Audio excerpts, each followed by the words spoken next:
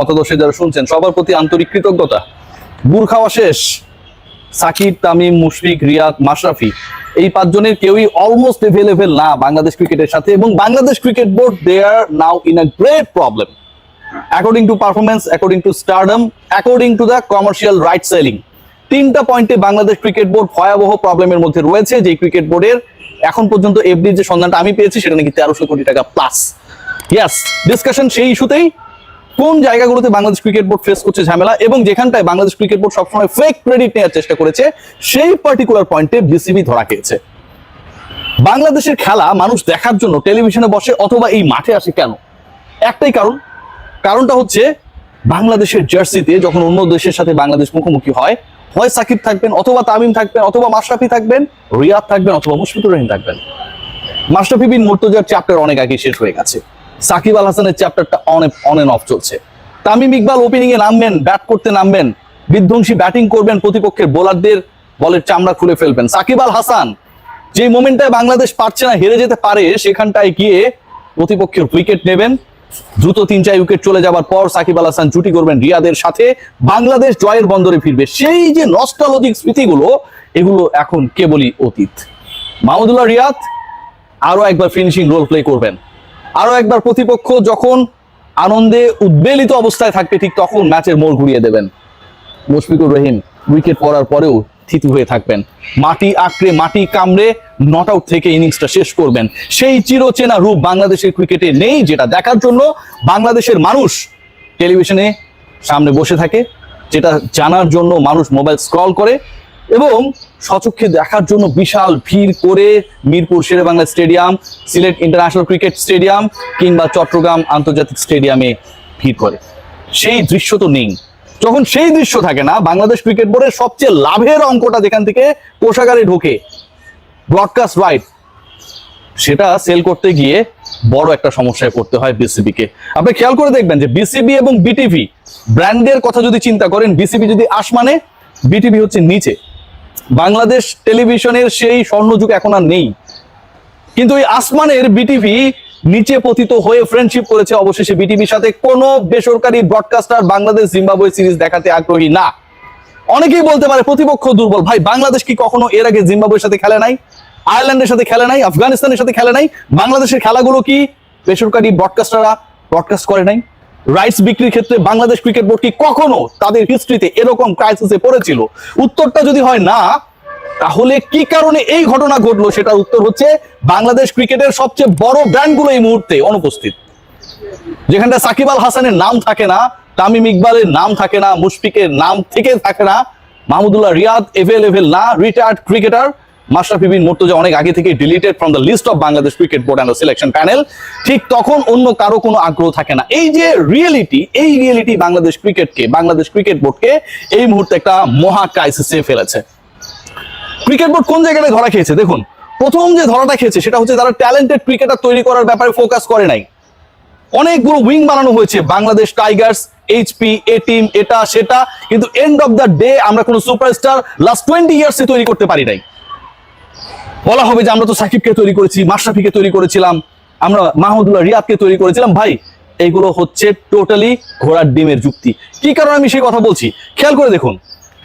সাকিব আল হাসানকে কেন্দ্র করে যেই ধরনের ক্রাইসিস তৈরি হয়েছে, যদি আপনি তৈরি করে থাকেন, সাকিব আল হাসান যদি বাংলাদেশ ক্রিকেট বোর্ডের প্রোডাক্ট হয়, however the president is no matter, Shakib Al হাসানের জন্য Bangladesh cricket board definitely will have some strong negotiation with the authority, যেন সাকিব আল হাসান বাংলাদেশের হয়ে খেলতে পারেন। অবশ্যই সেটা থাকবে, নো ম্যাটার আপনি ফেলিওর হবেন নাকি সাকসেসফুল হবেন, no matter, I don't care, যেটাই হোক হবে, হতেই পারে। কিন্তু সেই নেগোসিয়েশন কি বাংলাদেশ ক্রিকেট বোর্ডের পক্ষ থেকে আমরা দেখেছি? আমরা দেখি নাই ভাই। বাংলাদেশ ক্রিকেট বোর্ড সেই নেগোসিয়েশনের চেষ্টাটা পর্যন্ত করে নাই।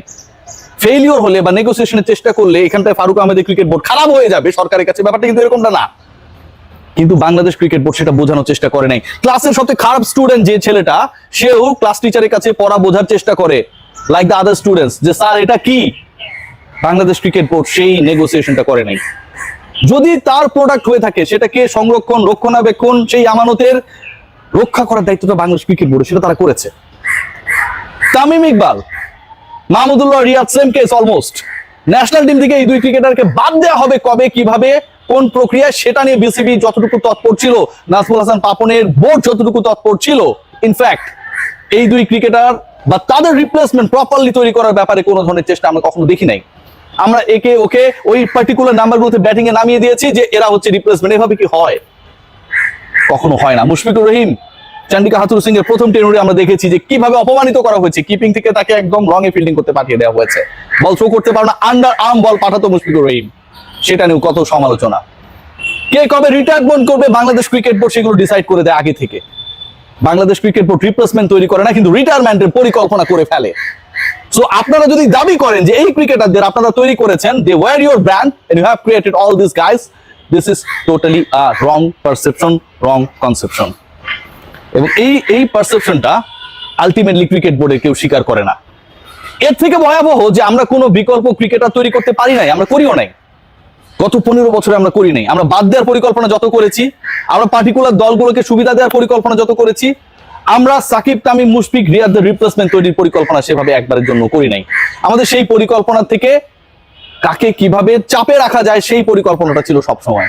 So Shakib, Tamim, Mushfiq, Riyad, all this guys, they are god gifted talented cricketer, এবং বিসিবি ব্লেসড হয়েছে লাস্ট 15 ইয়ার্সে এই ক্রিকেটারদের পেয়ে। এখন তারা নেই, বাংলাদেশ ক্রিকেটের সেই ক্রিকেটীয় ট্যালেন্টের জায়গাটা ফুলফিল কেউ করতে পারে নাই। একটা ছোট এক্সাম্পল দিয়ে শেষ করবো। Look at India, look at Pakistan.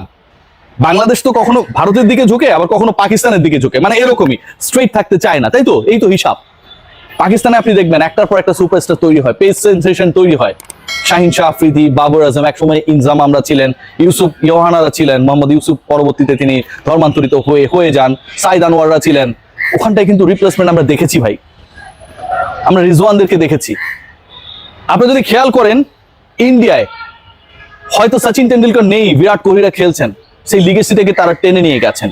Shubman গিলরা ফাটাচ্ছেন, ঈশান কিষানরা ভালো খেলছেন, মোহাম্মদ সিরাজ, জসপ্রীত বুমরা, আমরা যদি খেয়াল করি পেসারটাকে কিভাবে একজনের পর একজন নেতৃত্ব দিচ্ছেন। ইরফান পাঠানকে মিস করার কোনো কারণ নেই। বাংলাদেশ ক্রিকেট বোর্ড সেই লিগেসি তৈরি করতে পারেনি, ব্যর্থ হয়েছে। হয়তো কেউ এসেছেন, কিছুদিন ভালো খেলেছেন, সেই ভালো খেলাটাকে পুঁজি করে আমরা আমাদের ব্র্যান্ডিং করানোর চেষ্টা করেছি, বাট লং রানে ক্রিকেট বোর্ডে কোনো পরিকল্পনা কখনোই ছিল না। একটা সময় গিয়ে যত বড় ট্রেনই হোক, সে তার গন্তব্যে পৌঁছানোর পর লাইনে চলাটা বন্ধ হয়। যত বড় লিগেসি হোক, সাকিব তামিমের সেই লিগেসি এখন শেষের পথে। বাংলাদেশ ক্রিকেট বোর্ড আপনারা কি ফোকাস করবেন, নাকি বিটিভিকে বন্ধু বানিয়ে আগামীর পথ পাড়ি দেবেন? It's your decision. সবাই ভালো